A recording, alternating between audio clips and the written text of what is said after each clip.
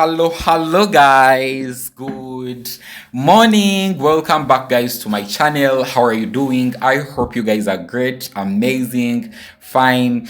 Welcome back guys to another vlog. Tell a friend to tell a friend. Tanya is finally in Nairobi, Kenya. I can't believe it that 5 months ago I was here, and the benevolency and the bliss that Kenyans emanate literally called me back here. When I went back to Uganda, my heart was like, when are you quitting your job to go back to Uganda? I know I shouldn't be talking that, but literally that was at the back of my mind.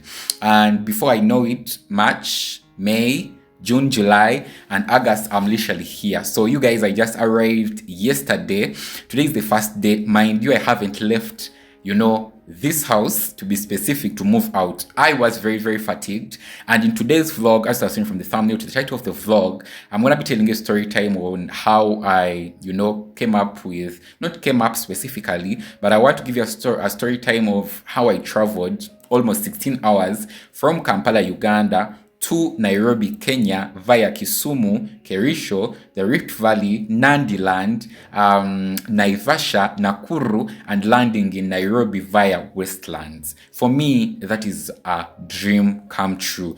Every person have their own dreams, but for me, this is what I dreamt. And I kid you not, it came to pass. So before I dive into the vlog too, I'm Tanya. Please make the point that you subscribe, like, comment, and share out with friends and family. I'm a nurse by profession, and there is nothing that gives me peace and joy and harmony as being in people who love me and I love them back. Yes, so please don't forget to subscribe. Yes, like, comment, share out with friends and family, and let's build our community just right here on the internet. Yeah, I also leave my business WhatsApp number in the description box below, and maybe my my email address in case of anything. Please don't hesitate, leave them there. I'll definitely respond over time. So you guys, now everything starts on the 10th of August 2025. I had booked my ticket earlier on. That was a week prior, and that ticket was 100,000 Ugandan shillings. 100,000 Ugandan shillings, it is like 3,500 Kenyan shillings. And I went to Nairobi BY BUS park. I booked specifically Babeto coaches. Now, Babeto coaches are new coaches within the region that have pretty comfortable seats and pretty affordable Wi-Fi on board, air conditioning on board, and also the service is just amazing. The way how they respond and talk to people, it is literally amazing, and I would recommend it to all of you guys who really want to travel between Juba and Uganda and Nairobi, Kenya, and all these other East African countries. They haven't sponsored me, but for me, when I see a good thing, I really want to advise other people to also try it. So I booked my ticket. Time comes, mom and a couple of my family members helped me to drive me over to the Babeto coaches that is in Nairobi BY BUS terminal. Our bus was supposed to leave at 7 a.m. though we ended up leaving at 8. So this is what I really want to recommend to you guys, especially people traveling here. Make it the point that when you go to book your bus, book a bus that is leaving Uganda at 4 p.m. Yes, don't book the one at 7 p.m. if possible, but in case there is no option, please book any. But in case you have option, book the one for 4 p.m. It leaves faster, and for us who left at 7, who were supposed to leave at 7, we end up leaving at 8. The reason why, because a lot of people, it is rush hour, jam, and all that. So we leave Kampala via all that traffic jam, via Ginger Road, very well, cruised very well. The crew was amazing on board. They helped teach us everything, or how we are going to go through the journey, little by little. Whatever question you ask them, they reply to you. So we cruised very well, cruised very well. And at different points, I realized that they went picking up people who were not able to come to the bus park to board from there. So that's why I'm saying that in case you have the patience, you go with the one which is going to be going at 8. In case you don't have patience, ask the one which leaves at 4. So we just went on picking people, and time came and I just slept over. But if I slept over, I was able to do a lot of work on board. Like the first videos you guys did see, I edited them and uploaded them while I was on board, because the internet was very fast. Like on board, there is internet, and it is very fast. It is 5G. It is amazing. I was able to do all that work, edit videos, upload, respond to you guys while everything I was on board. Then time just came, and maybe another tip I would give you, especially if you're a first-time traveler and my girls out there, make it the point that you first of all, get friends in Nairobi, Kenya. If you don't know anyone here or family here, Kenyans are very, very hospitable people. I kid you not, you'll get one person who will help you throughout the whole process. I just know that. That's why I'm here. Believe me. So before you travel here, go on Facebook, go on internet, go anywhere, look out for friends, create genuine relationship and follow up through those relationships. They'll help you so that when you are traveling here, keep up with someone, sending them, your locations, live locations, so that they can track where you are, so that they can welcome you or receive you when you enter into Nairobi, Kenya. So that's literally what I did. Shared my live location with a couple of my friends here. You guys are amazing. Very many of you guys. My mom, Nef and Hesire, those are my good friends also who in the States, they knew that I was visiting. So I just made sure that I kept my, feet on board so that people who love me and I love back know where I am. And at each position, they knew where I had reached. Within no time, around 12, we had reached the border, that is Busia border. Yes, Busia border. We moved out, and the first thing they do, they check your yellow fever cards. So I would advise, especially if you're in Kampala, Uganda, go to Novik Hospital. That's where you should get your yellow fever card. That is along Bombo Road in the city center, Kampala city center. Before you reach YMCA, that is one day gear. Get it from there if you want to be from the safe side. I know government hospitals, they provide them, KCC hospitals, they provide them. But when you reach the border and they suspect that it doesn't have that seal, they're not going to allow you to pass through. I'll show you the seal right now on screen. Yes, in case they don't, it doesn't have that seal, they just put you on the side, tell you to buy a new yellow fever card. Now, mind you, a new yellow fever card might take you between 1,000 to 2,500 Kenyan shillings. And most of the time, people who travel by bus, we are just trying to save up so that we can do more. It doesn't mean that you don't have the money for the plane, but you just look at it from a perspective of if you take a bus, you'll be able to save up. And when you get this money, again, you leave it at the border. And yet you would have gotten that money and, get an authentic yellow fever card. It will literally have helped you a lot.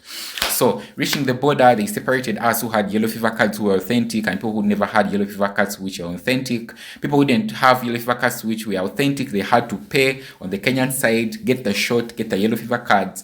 Then we got into the lines of immigration. There are two lines. Don't get confused at the Busia border. The first line which you are going to see on your right, that is the first line you should be taking to the immigration of Uganda. Since you are leaving Uganda, they should first of all stamp you out of the country. Regardless of the fact that you were Kenyan, you were Congolese, you were Sudanese, you were Ugandan, that is the first line. After they stamp you in, then you come on the second line on your left side, which it is now for Kenya, where they will stamp you in, then you can get access to Kenya. Yes, for my case, I was fatigued, I was quite sickly, I was gasping for air, and the immigration officer on the Ugandan side, Mr. Himbisiwe, may the Almighty bless you for me, realized it, and he told me, bring in your passport. He removed my passport, took my fingerprints, my thumbprints, stamped it very well, went to the Kenyan side, handed over my passport. He called me in to pass via the line.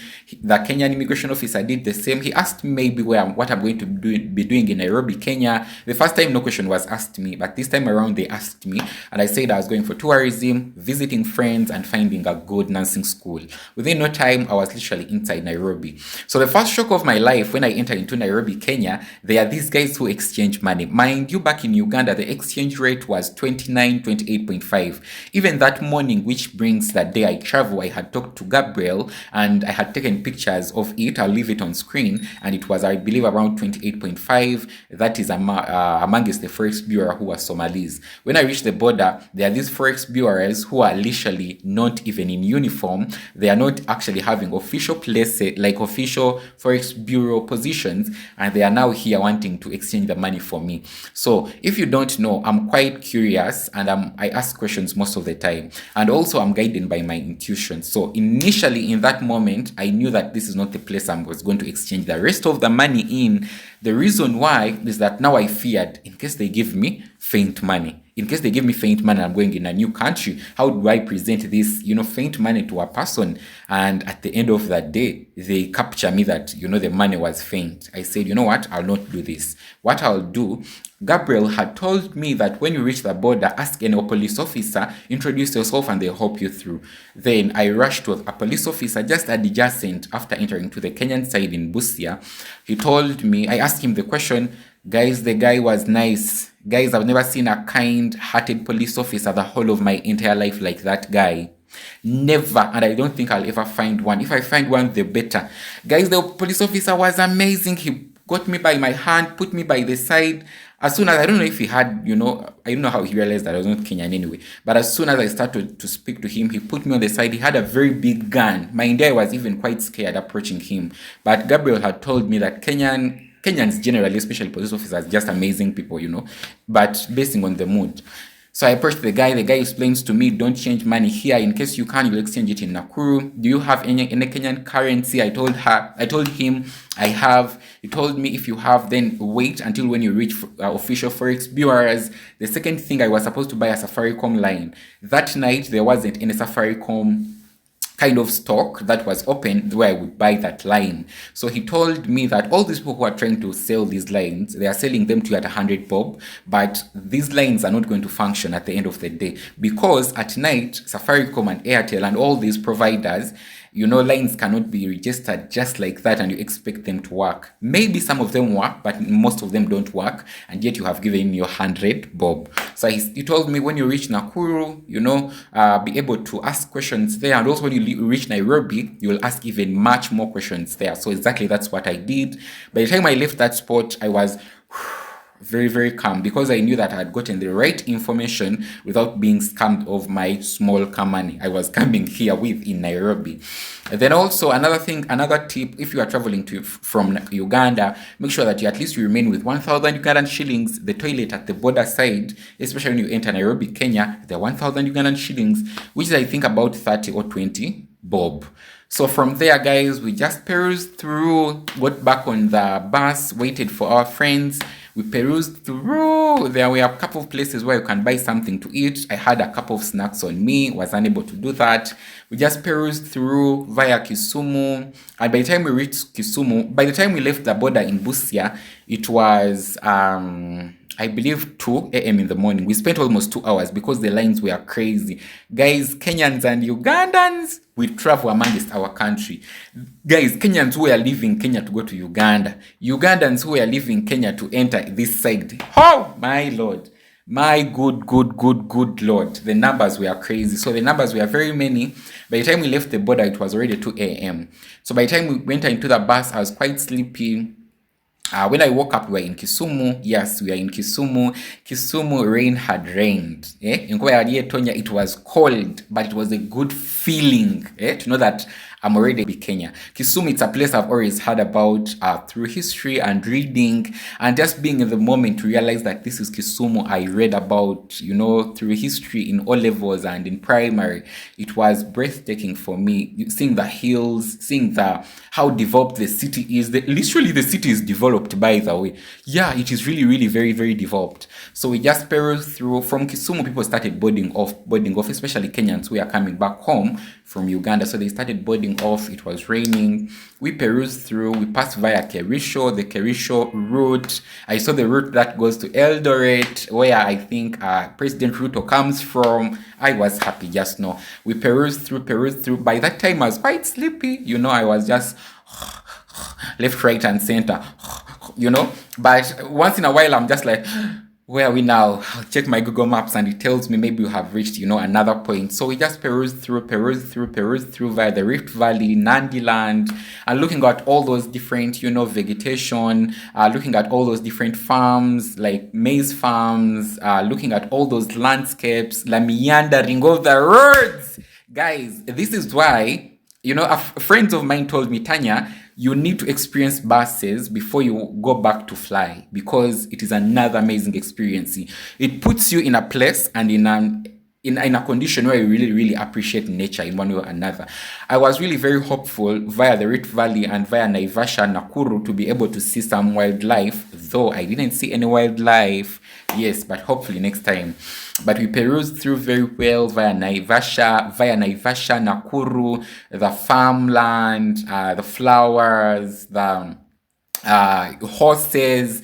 There is a community that actually rears horses. I think that is via Kisumu, like the whole of that route even. Like horses, like we saw very many horses, especially now it came today around 7:30, like horses on the road when they are grazing. And we perused through. People were coming off, breaking off at different points. I don't know every other point, but just know different points. Then we had a stopover, I think, at Nakuru. Yeah, and we had a stop at Nakuru. People had, coffee and whatever they had to do. I brushed my teeth, changed my clothes, refreshened up a little bit. Then we went back to bus and we cruised all the way to Nairobi, Kenya. But all that way, people were coming off, breaking off. And by the time I realized that we're in Nairobi, Kenya, you never know the happiness I experienced. I was so happy realizing that now this is Nairobi, Kenya. The buildings I had seen like 3 months ago, guys, I almost cried. Just know the buildings I had seen like 3 months ago, the streets, it felt so real in a good way. It felt so good in a real way. And within no time, I was literally in Westlands. And in Westlands, then that route, I don't know it very well. They just drove us just like that to Riverside River Road, where there is the Barbato Coach offices. And with no time, I just sat there. Also at Barbato Coach offices, they literally have, restrooms, refreshed up, cleaned my body, wore clean clothes. And I just sat there waiting for you guys, my friends in Nairobi, Kenya, to just come pick me. And within no time, Gabriel came in and, he received me. That was the best hug I've gotten of a friend for a very long time. And it was just bliss. Just know I was lavishly emanating bliss, and people around would know. I don't know why, but you guys can easily see a non-Kenyan. But yeah, anyway, I was just so happy, so happy. And Barbato Coaches, their offices here in Nairobi, Kenya, they also have Wi-Fi. I was there, able to communicate to mom back at home, able to communicate to a lot of you guys here in Nairobi that have arrived safely. And I'm in Nairobi, Kenya. I'm in Nairobi, Kenya. I'm here. I was just so literally happy. And later on, we just went out with Gabriel and his kids, and we had, some fries at Friars, I think so.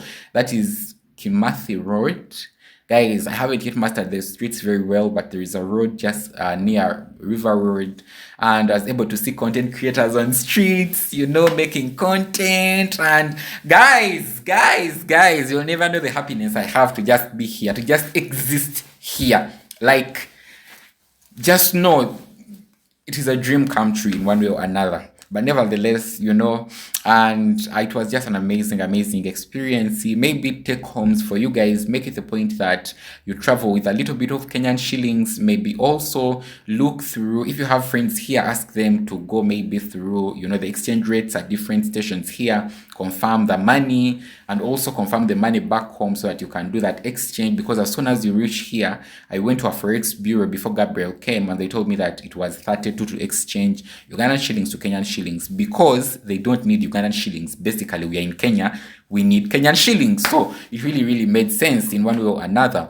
But nevertheless, make the point that you literally realize that, convert some money before you travel here, make friends before you travel here, pray before you travel here, and also be kind to people, because people this side are very kind, and you'll just enjoy your stay while you travel here. And maybe before I end off the vlog, from that particular fryers where we had the chips and the chicken, then I was able to experience my first-hand public transportation. Now, it was not like a matatu, these ones with a lot of music, but I was able to experience it. And guys, the culture shocks, eh? I'll make the point that I come back for a part 2 maybe for that. But with that said, guys, thank you for watching today's vlog. That's story time. I hope you guys have learned a thing or two when it comes to whatever I have said. Keep safe, keep loving Nairobi, Kenya, and let's keep this humanity and community wise kind of sense going. Yeah. This is maybe the last one. Just excuse me, the last one. Before you travel here, make the point that you have some money on your Visa card. When you go to different places where they have Visa card machines, you can be able to do some transactions. Yes, and your bank will send you a message to confirm what is the exchange rate. Now, for me, I have Stanbic Bank, and I sent them a message, and they told me that exchange rate here in Nairobi, Kenya, it is 29.5, which is also not high, but at least not high as 20, 32, or 38. Yeah. Tanyanishailoc switching out. Bye for now, guys.